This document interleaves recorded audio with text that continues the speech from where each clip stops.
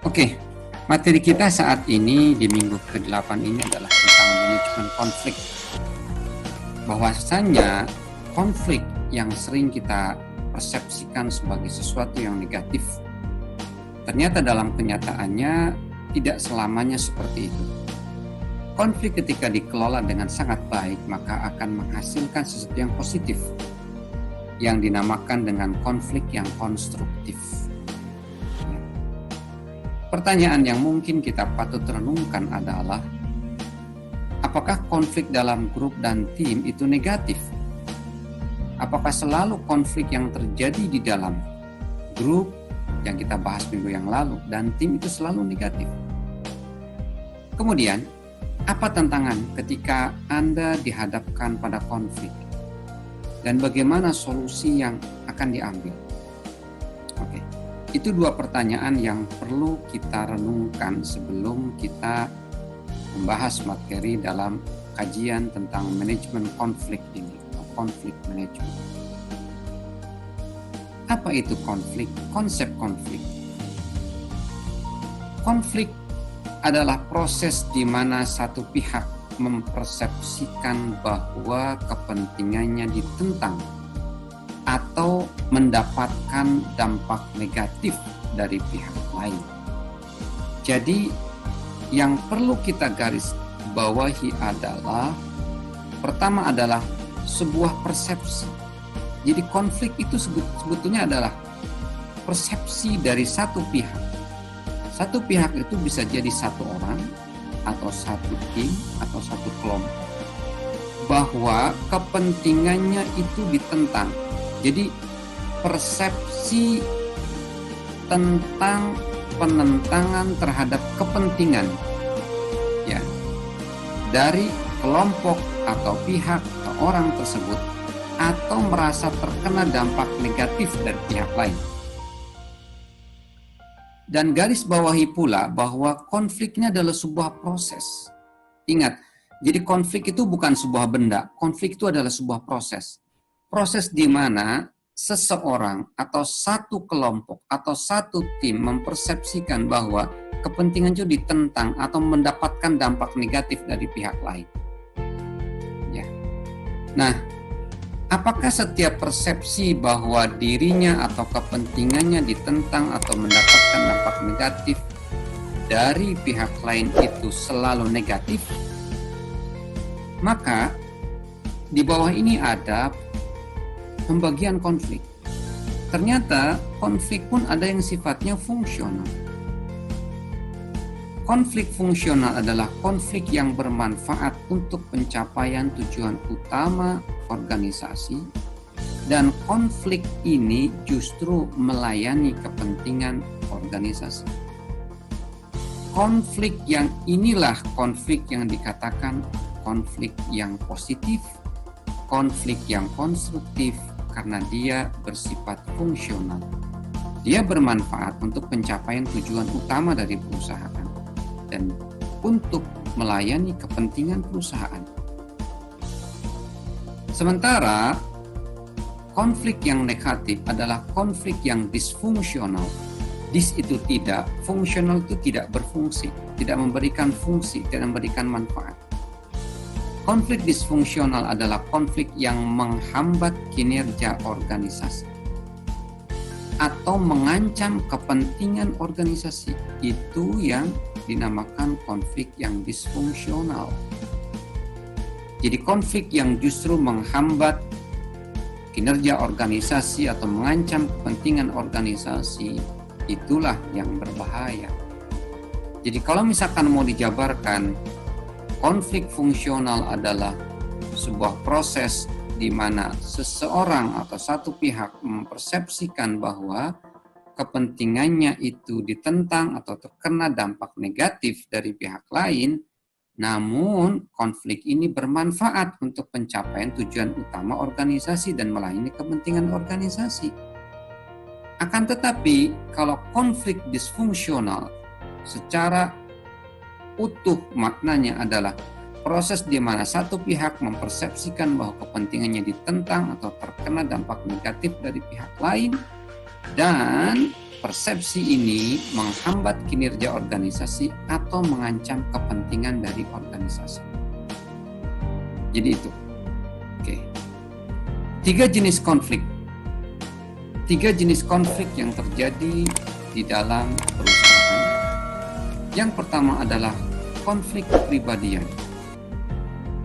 Konflik kepribadian ini adalah oposisi atau ketidakselarasan antar individu atas dasar ketidaksukaan pribadi, ketidaksepakatan atau gaya yang berbeda. Ini berarti konfliknya antar pribadi dan terkait dengan kepribadian, personality. Ya. Konflik kepribadian ini contohnya adalah benturan kepribadian, kemudian persaingan untuk sumber daya yang langka, kemudian karena adanya tekanan waktu dan adanya kegagalan komunikasi. Saya teringat ketika saya bekerja di Australia, ketika saya kuliah S2 di Brisbane, ketika saya kuliah University of Queensland, saya bekerja di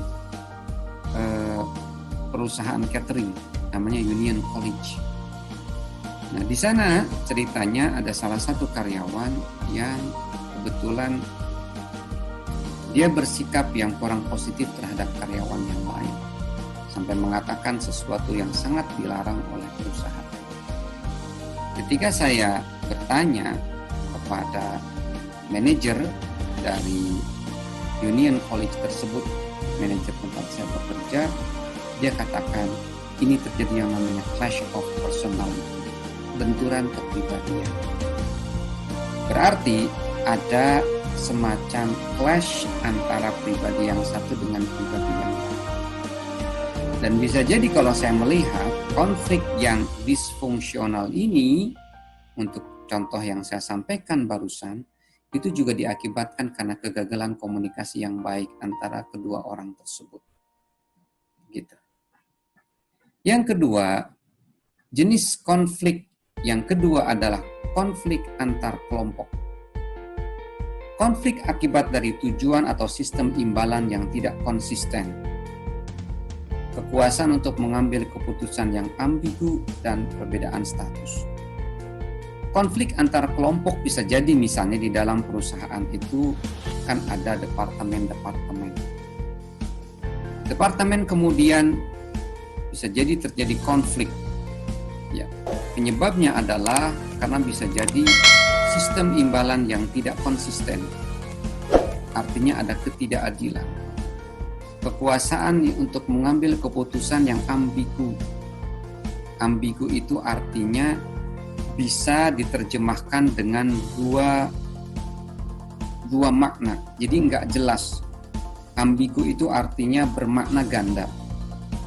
Kemudian yang ketiga adalah perbedaan status. Saya punya cerita ketika saya melakukan penelitian di BPR sewilayah 3 Cirebon. Saya mewawancarai salah satu karyawan dari salah satu cabang BPR yang ada di wilayah 3 ini. Dia merasa ada persepsi rasa ketidakadilan yang dia rasakan karena apa? Karena ada sistem imbalan yang tidak konsisten atau tidak adil. Jadi ceritanya dia bekerja di perusahaan cabang. Di perusahaan cabang itu dia harus mencari klien baru, harus mencari nasabah baru. Dan untuk mencari nasabah baru itu tidak mudah. Karena yang namanya juga cabang BPR yang belum lama lahir di tempat tersebut. Nah, sementara ada kantor pusat yang untuk mendapatkan nasabah itu karena dia sudah lama berdiri di sana, relatif lebih mudah untuk mendapatkan nasabah tersebut. Mereka merasa ketidakadilan itu terjadi, sistem imbalan yang tidak konsisten adalah karena di perusahaan pusat, karyawan, penilaian kinerja buat karyawan bagus atau tidaknya itu tergantung berapa proposal kredit yang masuk. Dan itu disamakan antara kantor pusat dan kantor cabang. Sementara di kantor pusat, dengan sangat mudahnya para karyawan di sana untuk mendapatkan nasabah, untuk mendapatkan kredit. Ya, namanya juga kantor pusat dan udah berdiri dengan sangat lama. Sementara di kantor cabang, itu lama dia untuk mendapatkan nasabah. Sementara penilaian kinerjanya dianggap sama. Otomatis terjadi ketidakseimbangan. Karyawan di cabang itu untuk naik ratingnya atau levelnya, termasuk insentifnya itu relatif lambat. Karena untuk mendapatkan nasabah itu lebih sulit. Sementara karyawan-karyawan di kantor pusat lebih mudah untuk mendapatkan nasabah. Itu yang dirasa menurut karyawan yang saya wawancarai di kantor cabang, itulah sistem yang tidak adil, sistem imbalan yang tidak konsisten. Seperti itu. Itu salah satu contoh yang ini potensial menimbulkan konflik antar kelompok. Kelompok yang mana? Kelompok cabang dengan kelompok pusat. Itu diantaranya. Kekuasaan untuk mengambil keputusan ambigu. Misalkan begini, ada satu perusahaan pusat dan kemudian dia menerapkan aturan-aturan yang berbeda atau menerapkan satu aturan tetapi berpotensi untuk diterjemahkan secara berbeda oleh setiap cabang. Dan ketika aturan tersebut diterjemahkan secara berbeda oleh setiap cabang dan kemudian hasilnya ternyata pasti berbeda kan, karena menerjemahkannya secara berbeda. Tapi kemudian ada perlakuan yang tidak setara gara-gara perbedaan interpretasi tersebut. Misalnya yang ini gara-gara menginterpretasikan keputusan ini dengan interpretasi A dan menjalankan keputusannya A, sementara cabang berikutnya menginterpretasikannya dengan B dan hasilnya adalah keputusan dijalankan adalah B, maka kemudian A dan B ini diperlakukan secara berbeda. Misalnya A dianggap melakukan kesalahan, B dianggap tidak melakukan kesalahan. Ini bisa menimbulkan konflik antar kelompok. Bisa jadi kalau si cabang A merasa, kok saya diperlakukan tidak adil, kenapa cabang B tidak diberikan juga sanksi kalau misalkan saya mengambil keputusan ini atas interpretasi saya terhadap aturan yang ambigu atau tidak jelas, seperti itu. Itu diantaranya konflik antar kelompok. Perbedaan status juga bisa jadi. Jadi perbedaan perlakuan yang diberikan oleh perusahaan kepada satu kelompok, satu departemen atau satu cabang berbeda dengan cabang atau kelompok atau departemen yang lainnya. Berikutnya adalah konflik multikultural. Ini konflik yang muncul ketika bisnis dilakukan lintas budaya terkait dengan asumsi yang berbeda tentang bagaimana cara berpikir dan cara bertindak. Jadi konflik multikultural ini terkait dengan, terutama ini di perusahaan-perusahaan yang mempekerjakan karyawan lintas budaya. Misalnya ada karyawan dari suku Sunda, misalkan suku Jawa, suku Batak, misalnya seperti itu. Dan kemudian muncul semacam persepsi bahwa kepentingannya itu terancam atau kepentingannya itu mendapatkan perlakuan yang negatif dari pihak lain. Nah, ketika hal itu muncul dan itu diakibatkan karena bisa jadi berbedanya cara berpikir, cara bertindak, cara melakukan sesuatu. Karena misalnya kalau orang Batak mungkin cenderung berkata-katanya misalnya tidak selembut orang Sunda, misalnya seperti itu. Cara bertindaknya juga berbeda dengan orang-orang Sunda dan kemudian hal itu menimbulkan asumsi-asumsi yang negatif ya di dalam perusahaan. Dengan kemudian muncul kayak stigmatize atau menstigma negatif terhadap orang-orang yang berbeda budaya, maka itu disebutnya konflik multikultural. Dan akan kental juga terjadi terutama di perusahaan-perusahaan multinasional di mana yang bekerja di sana orang dari beragam negara. Ini akan sangat terjadi di negara-negara maju yang di sana banyak para imigran-imigran, orang yang datang untuk tinggal seperti di Amerika, di Eropa, di Australia, seperti itu. Ada 5 gaya penanganan konflik. Ya. 5 gaya penanganan konflik. Pertama, ada gaya avoiding, ya, artinya menghindar. Dengan ungkapan, mungkin nanti juga masalah ini akan hilang kok. Jadi dia menarik diri. Coba lihat di sini. Ya. Lihat, avoiding ini ada di bagian kiri bawah. Avoiding ini sama dengan withdrawing. Jadi dia menarik diri dari konflik. Jadi dia seolah-olah tidak mau mengambil peran di dalam konflik tersebut. Dia pengen melepaskan diri dari konflik tersebut. Gitu. Avoid, jadi dia menghindar. Withdraw, dia menarik diri. Atau dia avoiding, menghindar atau neglecting, mencuekkan seolah-olah tidak ada konflik. Nah, ini kalau dari sisi ini ada ini namanya cooperativeness, tingkat kerjasama, cooperativeness. Ini yang lihat yang tanda panah ke kanan ini. Dan kemudian ada tingkat assertiveness. Assertiveness itu artinya orang asertif itu orang yang bisa mempertahankan haknya. Mungkin di bahasa Indonesia kan artinya ketegasan, assertif. Untuk avoiding ini atau withdrawing ini artinya menghindar dari konflik ini, maka tingkat assertiveness-nya atau ketegasannya rendah. Oke. Dan tingkat kerjasamanya juga, kooperatifnya juga rendah. Dia ada di kiri bawah. Kemudian ada 5 gaya penanganan konflik itu. Yang kedua adalah accommodating atau mewadahi. Mewadahi itu artinya apa? Dia menerima atau dia mewadahi keinginan dari lawannya atau rivalnya. Ungkapan yang keluar adalah, ayo kita lakukan sesuai dengan keinginan Anda. Artinya dia memenuhi apa yang diinginkan oleh rivalnya. Di sini lihat, accommodating ini yang kanan bawah. Jadi dia manut, dia tunduk. Akomodatif, kalau bahasa kitanya itu akomodatif. Jadi smoothing, untuk bikin semuanya jalan menjadi smooth, lancar. Tingkat kerjasamanya tinggi. Coba lihat sini ke kanan, high, cooperativeness high. Tetapi tingkat ketegasannya sangat rendah. Sama aja dengan avoiding. Jadi ibaratnya ya menyerah aja. Ya udah, aku ikut kamu. Di accommodating sini. Berikutnya adalah forcing.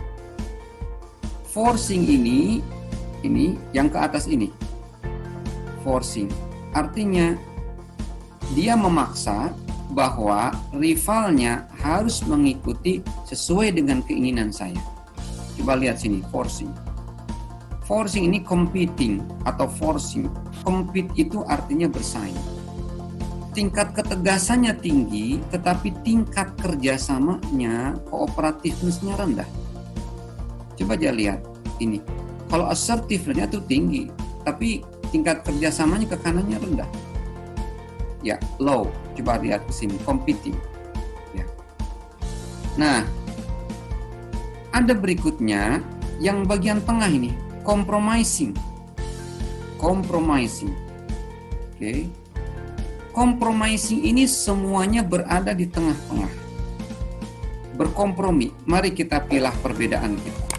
Mari kita pilah-pilah perbedaan kita. Jadi mengakomodir secara 100% tidak.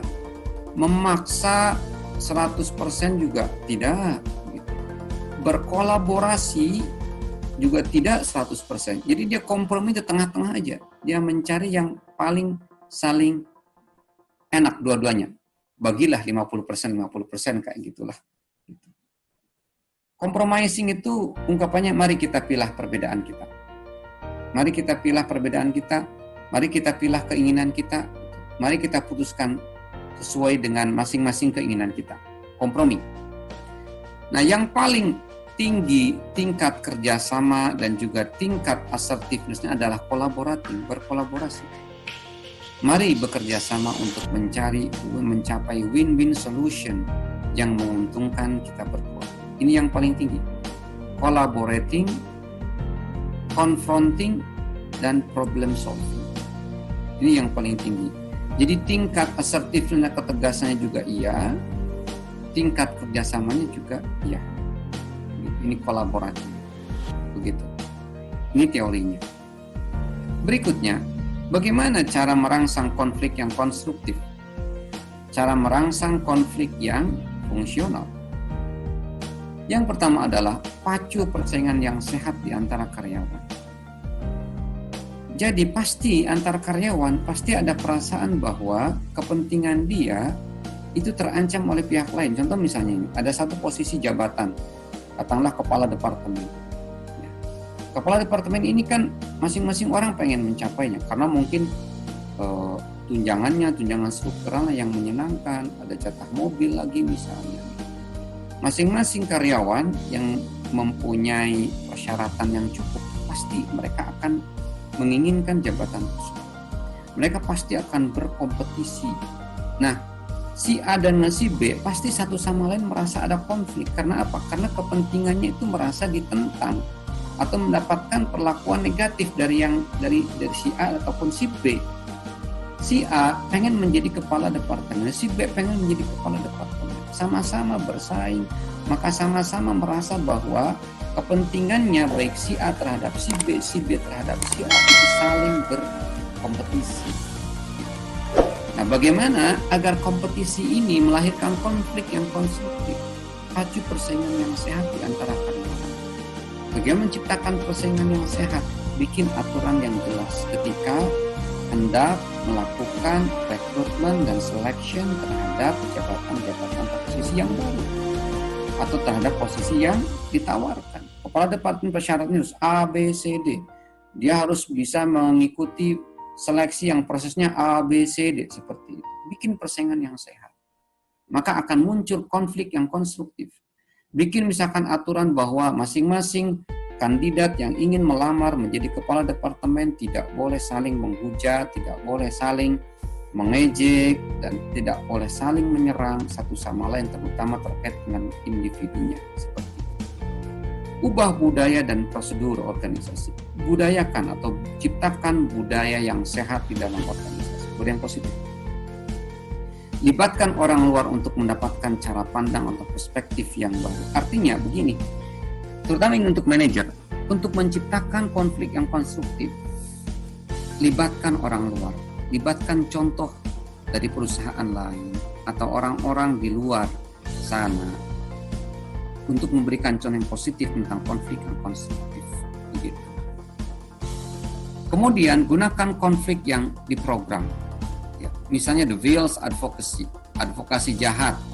Pura-pura menentang suatu ide atau rencana yang didukung banyak orang untuk membuat orang berdiskusi dan pertimbangkan secara lebih rinci. Jadi misalnya begini, di dalam sebuah diskusi, ya, kayaknya semua orang sudah sepakat terhadap keputusan A.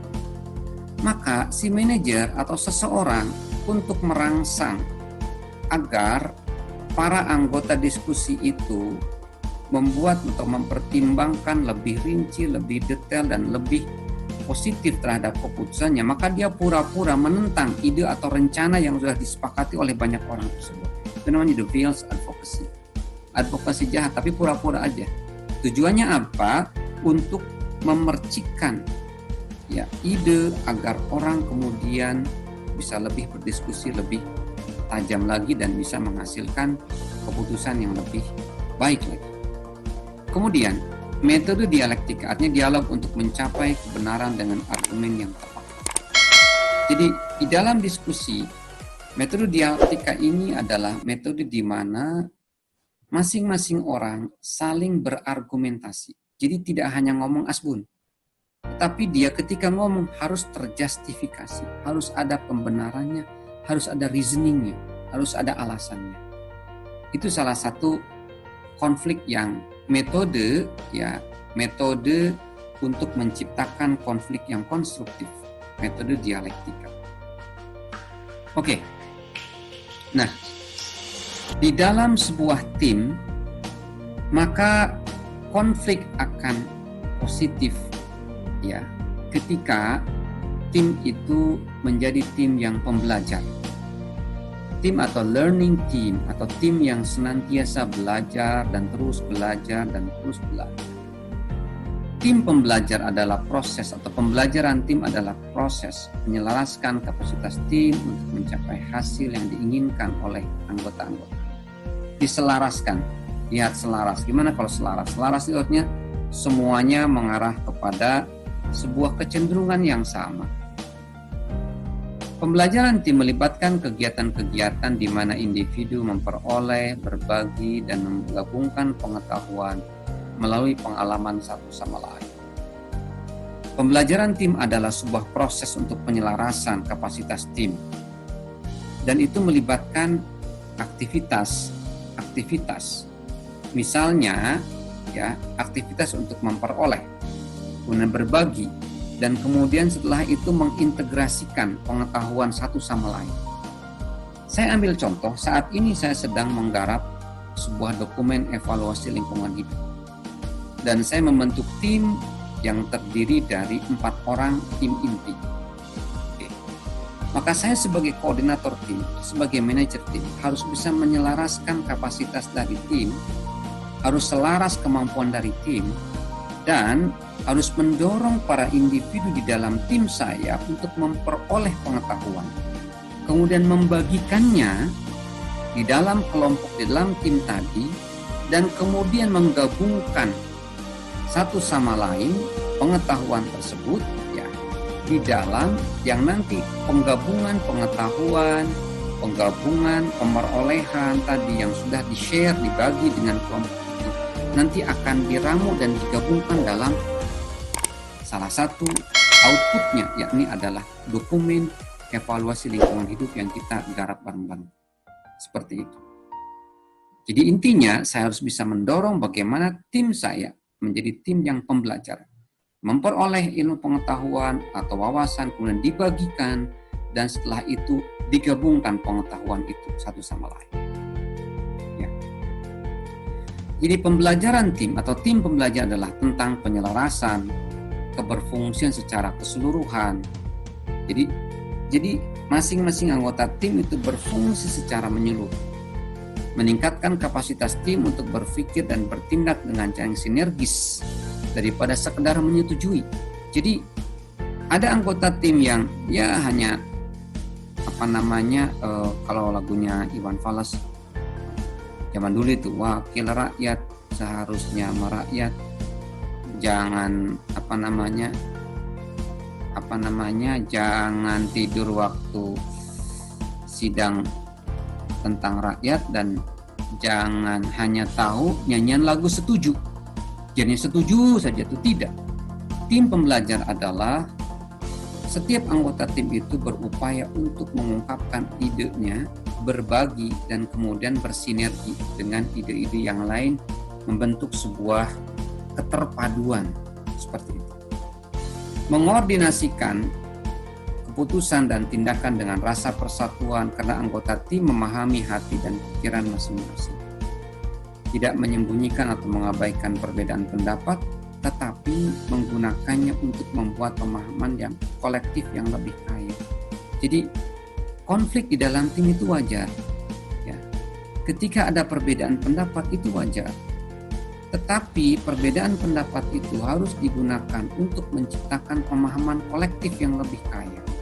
Pemahaman bareng-bareng, jadi kekayaan dari pengetahuan yang masing-masing dimunculkan dari anggota-anggota tim tersebut. Berikutnya, pembelajaran tim adalah tentang penguasaan diri dan pengetahuan diri.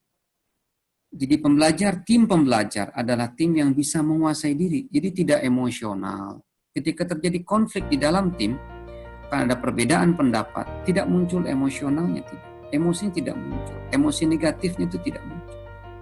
Dan pengetahuan diri artinya dia mempunyai pengetahuan yang bisa di-share pada anggota tim yang lain. Berikutnya, tim pembelajar yang ini adalah bisa mendorong kesuksesan tim, melihat keluar untuk mengembangkan pengetahuan dan menyelaraskan dengan orang lain dan tim. Jadi tim yang selalu belajar adalah tim yang selalu mengembangkan pengetahuan dan kemudian menyelaraskan pengetahuan tersebut dengan orang lain dan dengan tim. Jadi agar pengetahuan bisa selaras, bisa seiring, sejalan. 4 dimensi, 4 ukuran yang memungkinkan tim bisa menjadi tim yang pembelajar. Yang pertama adalah adanya kapasitas kelompok untuk terlibat tepat dalam dialog dan diskusi. Jadi terlibat, kemampuan dari anggota kelompok tersebut untuk terlibat secara tepat dalam dialog dan diskusi. Keterlibatan yang tepat itu seperti apa?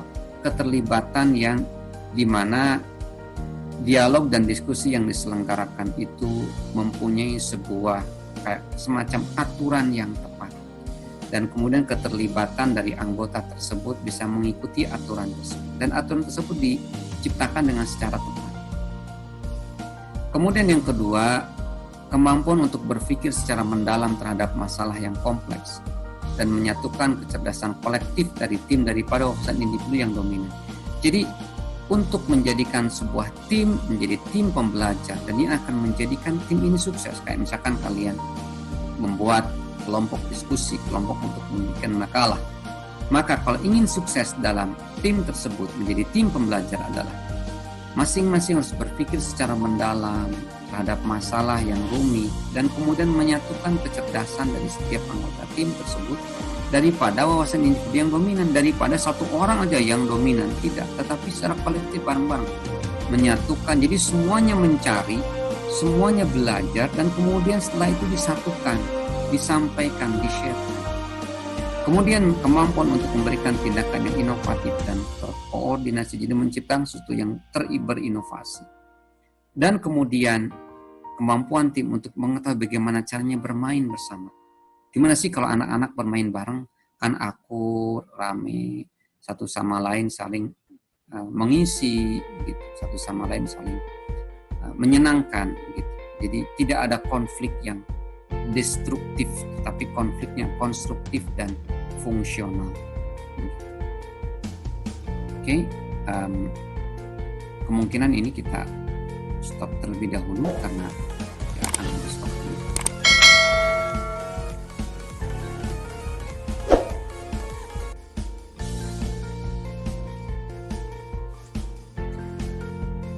Di dalam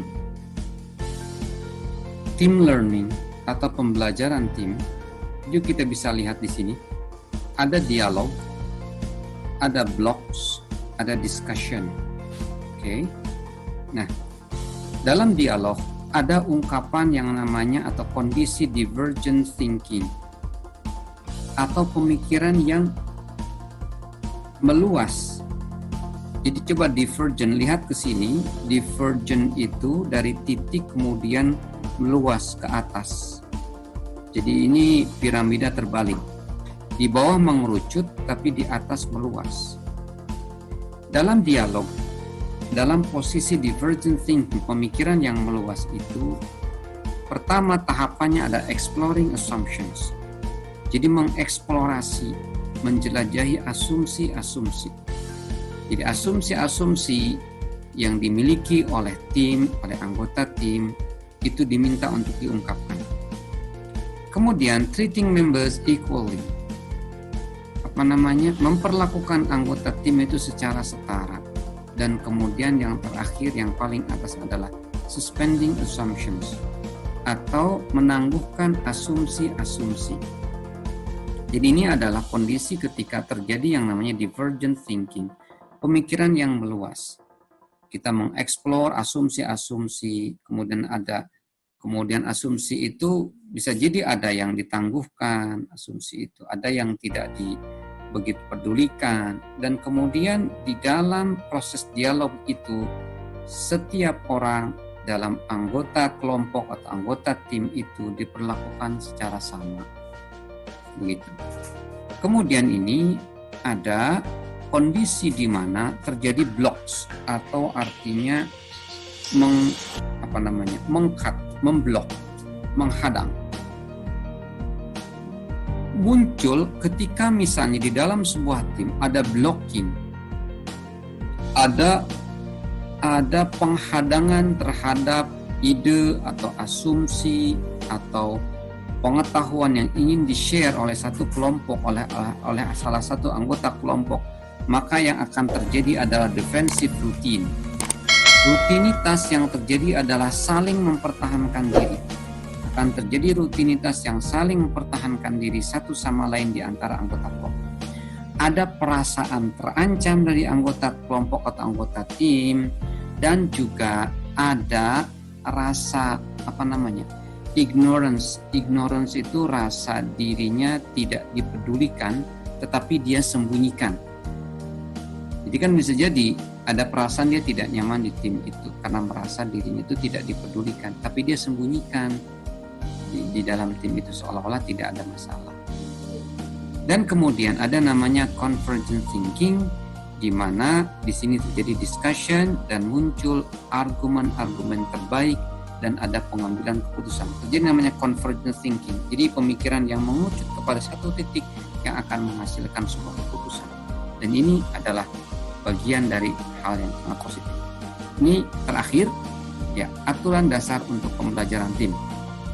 Ya, bagaimana tim itu bisa menjadi tim pembelajar, maka ada aturan dasarnya. Yang pertama adalah setuju untuk mengatakan yang sebenarnya, karena setiap orang itu berhak untuk mengetahuinya. Jadi jujur aja untuk mengatakan yang sebenarnya.